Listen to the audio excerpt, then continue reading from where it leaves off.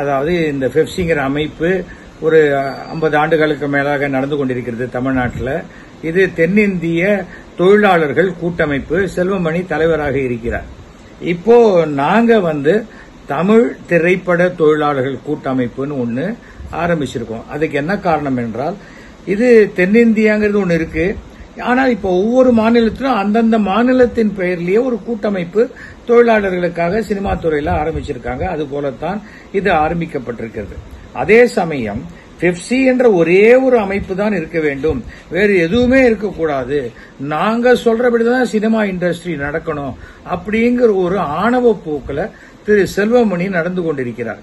இது அந்த துறைக்கே நல்லதில்லை.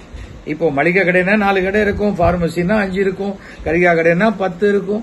ஏன் டி நகருக்கு போங்க, ஜவுளி கடை 20 இருக்கு, அந்த பக்கம் பார்த்தா நகை கடை 30 இருக்கு.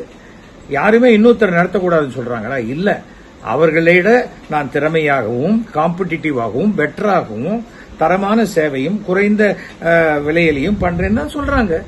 அந்த மாதிரி தானே சொல்லணும். இன்னொருத்தர் ஆரம்பிக்கவே கூடாது, 95 வயசு ஆனாலும் நானே போய் இந்த வேலையெல்லாம் செய்வேன்னு எப்படி சொல்ல முடியும்? வருஷா வருஷம் 5 லட்சம் இன்ஜினியர்கள் வெளில வராங்க. படிச்சுட்டு வரல, யாரு வேலை வாய்ப்பு கொடுக்கறது? இளைஞர்களுக்கு எல்லாம் வேலை வாய்ப்பு வேண்டாமா? அப்படிப்பட்ட எண்ணத்திலும் எங்களுக்கு பெரிய படம் எடுக்கிறவங்க மட்டும் போரும் அப்படின்னு பெப்சி அந்த பிலிம் ப்ரொடியூசர்ஸ் கவுன்சிலை விட்டு விலகியதால் நாங்க இதை ஆரம்பிக்க வேண்டிய ஒரு சூழ்நிலை ஏற்பட்டது. எங்களுக்கு 300 படம் எடுக்கிற சிறு முதலீட்டு பட தயாரிப்பாளர்கள் தேவையில்லை, 30 பெரிய படம் இருக்கிற ப்ரொடியூசர் இருந்தா போறோம்ட்டு பெப்சி செல்வமணி விலகிட்டாரு எங்க கிட்ட இருந்து. அப்புறம் நாங்க யாரோட வேலை செஞ்சா என்ன, எந்த அமைப்பை நாங்க துவைக்கினா இவருக்கு என்ன போச்சு? தவிர அதுக்கு ஒரு லெட்டர் ஒன்னு போட்டிருக்காரு. அந்த லெட்டர் இந்த மாதிரியான ஒரு விஷயம் ஆரம்பிச்சிருக்காங்க. இந்த கொடுமையை எதிர்த்து இது மாதிரி இன்னொரு சங்கம் ஆரம்பிச்சதே கொடுமையா. எங்க சங்கமும், அதாவது தமிழ்நாடு திரைப்பட தொழிலாளர் கூட்டமைப்பு, நம்ம தமிழக அரசின் தொழிலாளர் நலத்துறையினுடைய சட்ட திட்டங்களுக்கு உட்பட்டு, பைலாக்களுக்கு உட்பட்டு அதுல நாங்க பதிவு பண்ணி நம்பர் வாங்கி ஆரம்பிச்சிருக்கோம்.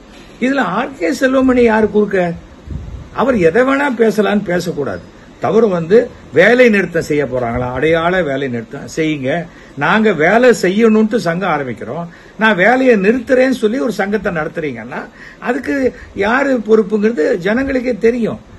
அரசாங்கம் இதுல உதவி செய்யும். அரசாங்கம் என்ன உதவி செய்யும்? 2 சங்கமும் நல்லபடியா சண்டை போட்டுக்காத இருங்கப்பா அப்படின்னு தான் அரசாங்கம் சொல்லும். 14ஆம் தேதி தவிரவும் நாங்க ஒரு பேரணி நடத்த போறோம். அந்த பேரணிக்கு நீங்க குழந்தைங்க வீட்டில் இருக்கிற குடும்பத்தாரோட வந்துருங்க அப்படின்னா அந்த இடத்துல தான் நாங்க சந்தேகப்படுறோம்.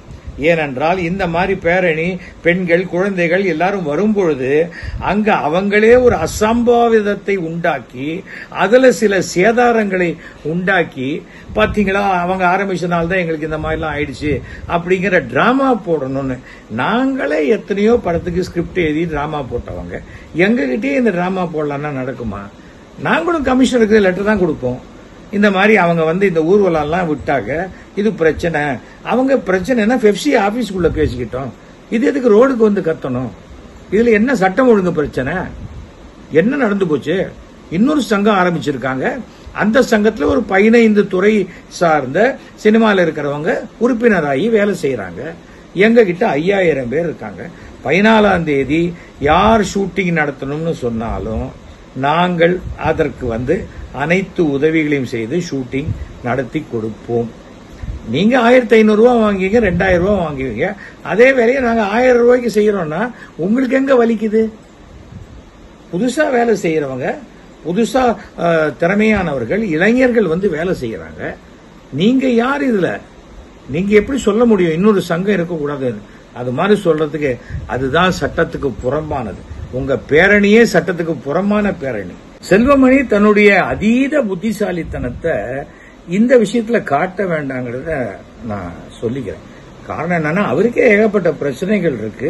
அந்த பிரச்சனைகள், அந்த பெப்சிக்கு கொடுக்கப்பட்ட நிலம், அந்த நிலத்துல எப்படி வந்த வருமானங்கள் என்ன, அதுக்கு என்ன உண்டான கணக்கு வழக்கு, அதை பொதுவான எல்லாருக்கும் பொதுவான இடத்துல ஸ்டுடியோ கட்டி வாடகை விட்டது நிறைய கம்ப்ளைண்ட் சொல்றாங்க. அதெல்லாம் சரி பண்ணிக்கிட்டோம். முதல்ல தான் குற்றமற்றவர்னு அவர் நிரூபிச்சு தன் தொழிலாளர்களுக்கு அதை செய்யட்டும். நாங்க எங்களை நம்பி வந்த தொழிலாளர்களுக்கு செய்யறோம். புரியுதா? நாங்க ஒன்னும் பாகிஸ்தான்ல இருந்து வந்த ஆளுகளுக்கு எல்லாம் இங்க வேலை கொடுக்கல.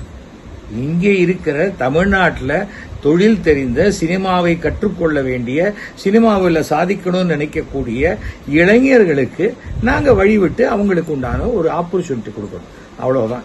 இதுக்கு மேல இதுல ஒண்ணுமே இல்லை. 14ஆம் தேதி செல்வமணி சொன்ன மாதிரி அவர் வேலை நிறுத்தம் அவர் செய்தாலும் எவ்வளவு பேர் அவங்க பெப்சில வேலை இல்லாம இருக்காங்க. அது மாதிரி இவரும் வேலை நிறுத்தம் செய்யறேன்னு கூட ஒரு நாள் உட்கார்ந்து சும்மா இருந்துட்டு போலாம். அவ்வளவுதான். ஆனால் திட்டமிட்டபடி எந்த தயாரிப்பாளருடைய ஷூட்டிங்கும் தடைப்படாமல் அது நடப்பதற்கு உண்டான அனைத்து உதவிகளையும் நம்முடைய தமிழ்நாடு திரைப்பட தொழிலாளர் கூட்டமைப்பு செய்யும் என்பதை எங்களுடைய தலைவர் அழகன் தமிழ்மணி சார்பாகவும் நிர்வாகிகள் சார்பாகவும் நான் உங்களுக்கு தெரிவித்துக் கொள்கிறேன். ஒரு தொழில் என்பதே நடக்கிறதுக்கு தான்.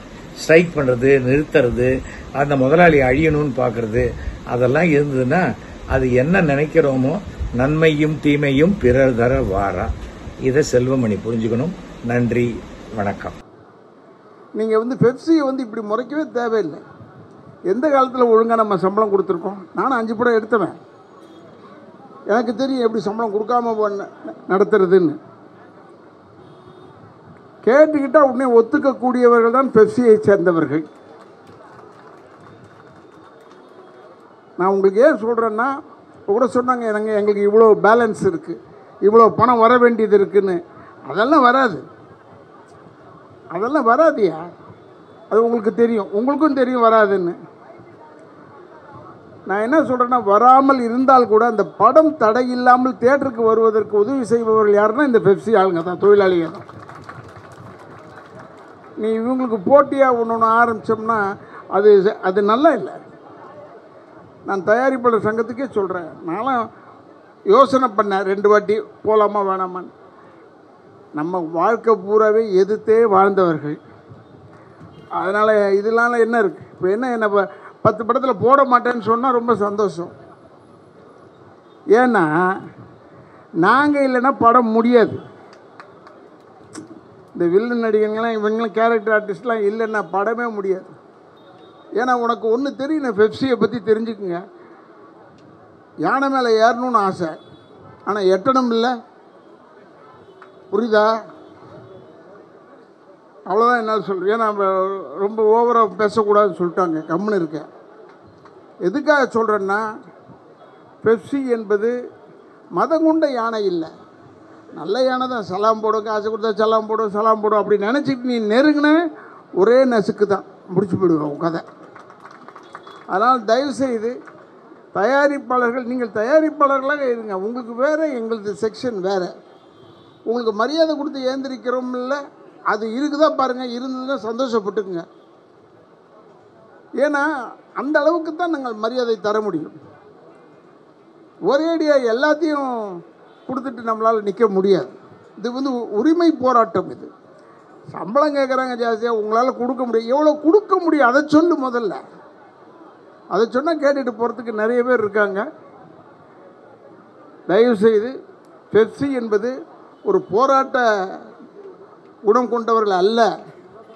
ஆனால் போராட வேண்டும் என்றால் அதையும் விட்டு கொடுப்பதற்கு அல்ல இங்கே என்று சொல்லி, இப்போ இல்லை, இது 1 மாதம் 2 மாதம் எத்தனை மாதம் ஆனாலும் பட்னியாக இருக்க கற்றுக்கிட்டவன் தான் பெப்சியில் இருப்பான். அதை ஞாபகம் வச்சுக்க. அங்கே பட்னியாக இருக்கிறவங்க கிடையாது, ஆனால் இங்கே அப்படி இல்லை, பட்னியாக இருக்கிறவங்க கற்றுக்குவான். நீங்கள் தெரிஞ்சு வச்சுக்க. உங்கள் படங்களெல்லாம் வெற்றி அடையுது, ரிலீஸ் ஆகுது அப்படின்னா அதுக்கு காரணம் இந்த பெப்சி தோழர்கள் தான் என்பதை மனதில் வைத்து நீங்கள்லாம் என்ன செஞ்சுருக்கணும், நாங்கள் செஞ்சது தப்பு தான், புதுசாக ஏதோ ஒன்று ஆரம்பிச்சிங்கன்னு. புதுசாக ஆரம்பித்தா சேர்றதுக்கு ஆள் இருக்கா, செய்யறதுக்கு ஆள் இருக்கா? அதுதான் முக்கியம். செய்யறதுக்கு ஆள் இருக்கா? இவங்களுக்கெல்லாம் இவங்களுடைய சாபத்தை வாங்காதீங்க. பெப்சியுடைய தொழிலாளிகள் சாபத்தை வாங்காத. நல்லபடியாக அவங்கள வாழ்த்திட்டு, உங்களை எப்பயுமே வாழ்க வாழ்கன்னு சொல்கிற மாதிரியே வச்சுக்கிட்டு அன்பாக இருப்பதை விட